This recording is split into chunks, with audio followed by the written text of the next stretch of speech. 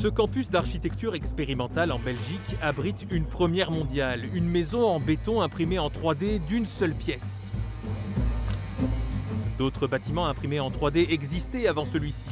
Mais il s'agit de la première habitation imprimée sur 2 étages, d'un seul tenant de 90 mètres carrés. Cela a été rendu possible grâce à la plus grande imprimante 3D d'Europe. Cette machine hors du commun est utilisée par les étudiants pour développer de nouvelles solutions de construction durable.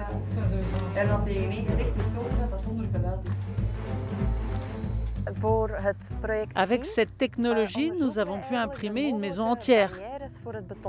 Maintenant, nous voulons aller de l'avant et utiliser cette imprimante 3D de manière efficace pour créer de nouvelles propositions. Dans notre projet, par exemple, nous voulons comprendre comment nous pouvons imprimer des surfaces qui permettent des structures architecturales plus solides, capables de résister à plus de poids.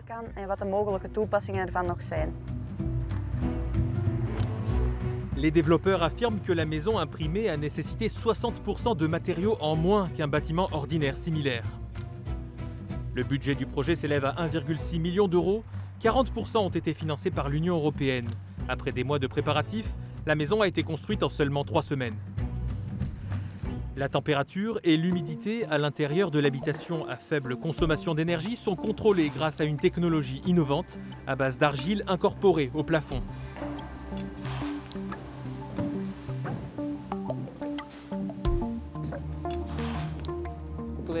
L'argile est un produit circulaire qu'on peut toujours réutiliser.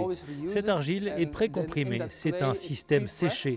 Nous pouvons donc y placer des tubes et dans ces tubes, nous distribuons de l'eau chaude et de l'eau froide. Selon les autorités régionales, cette initiative de haute technologie pourrait contribuer à moderniser le secteur européen de la construction et à le rendre plus durable. Nous avons évalué que le secteur de la construction travaille encore de manière très traditionnelle. Il utilise encore beaucoup de matériaux, produit trop de déchets. Nous voulons changer cette approche. Mais si nous voulons contribuer à convaincre le secteur de la construction d'investir dans l'automatisation et le monde numérique, nous devons leur montrer des exemples de bonnes pratiques. C'est pourquoi cela a permis d'imprimer cette maison ici.